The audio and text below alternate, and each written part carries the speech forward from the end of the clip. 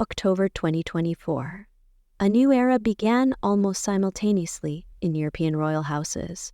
Two influential monarchs immediately announced their decision to step down, passing the reins to their heirs. In Luxembourg, Grand Duke Henri set the date of his abdication for October 3, 2025, while in Denmark, Queen Margrethe 24. Both events were significant. Transitions of power within ruling families always captivate their subjects and attract worldwide media attention. Luxembourg in October 2024, Grand Duke Henri decided to take the first step toward transferring power. He officially appointed his son, the heir to the throne, Prince Guillaume, as vice-regent, a sort of ruler who is expected to learn to govern the state in practice while remaining under his father's patronage. This move was not entirely unexpected. Prince Guillaume had long been preparing for such a role, accompanying his father to official events and familiarizing himself with the intricacies of public service. However, the formal status allowed him to make some decisions independently and strengthened his reputation as a future Grand Duke. In his Christmas address in 2024, Grand Duke Henri made an official statement that had been discussed several months before its announcement. On October 3rd of 2025, he would permanently abdicate the throne, passing the crown to Prince Guillaume. For many Luxembourgers, this news sounded both solemn and touching. As Henri had successfully fulfilled his duties for many years, and his son had already won the love of the people thanks to his open character and readiness for innovation. While Luxembourg was only preparing for the accession of a new monarch, this change had already taken place in Denmark a year earlier.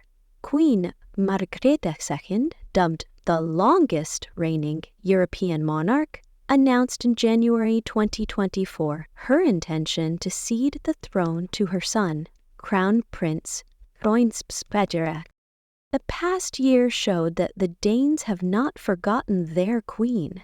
According to a survey conducted by the Danish public broadcaster DR, Margrethe II remains the most beloved member of the royal family today. 88% of citizens view her positively.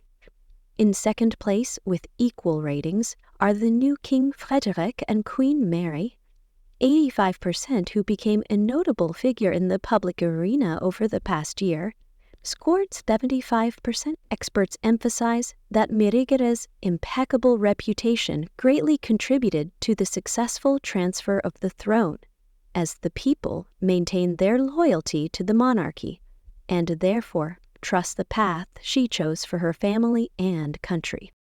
According to the same survey, about 75% of citizens support the monarchy and believe that such a form of government is part of national tradition. The successful summer tour of King Frederik and Queen Mary around the country strengthened sympathies for the new ruler and his spouse, allowing them to communicate directly with their subjects and demonstrate their readiness to work.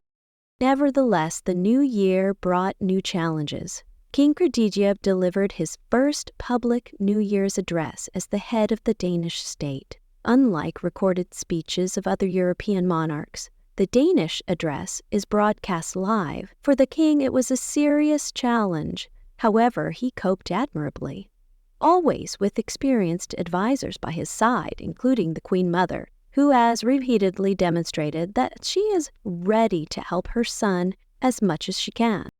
Queen Margrethe, who will turn 85 in April 2025, remains a prominent figure at the Danish court.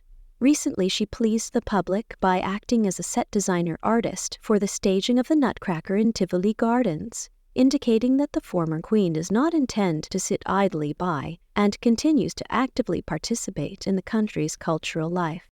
At the same time, the importance of Prince Christian, the eldest son of King Frederik and Queen Mary, is growing.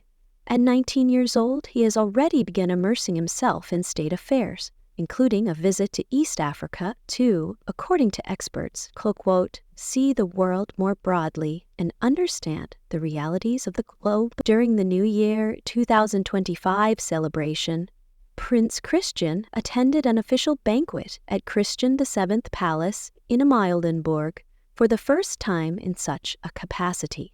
It was highly symbolic. The older generation shares its experience with the young, laying the foundation for the future monarch. The cases in Luxembourg and Denmark are united by one important aspect: the desire for a smooth and thoughtful transfer of power. Both monarchs, Henri and Margrethe II, have left an indelible mark on the history of their countries, leading them for many years. The main conclusions that can be drawn from observing what is happening in both states are as follows. The inevitability of change does not frighten if it is carefully prepared, and the support of the people is the best guarantee of stability. The monarchies of Luxembourg and Denmark have shown the world that a consistent transfer of the throne, while maintaining respect for the former ruler, can be unifying. Therefore, the future of these kingdoms looks very promising.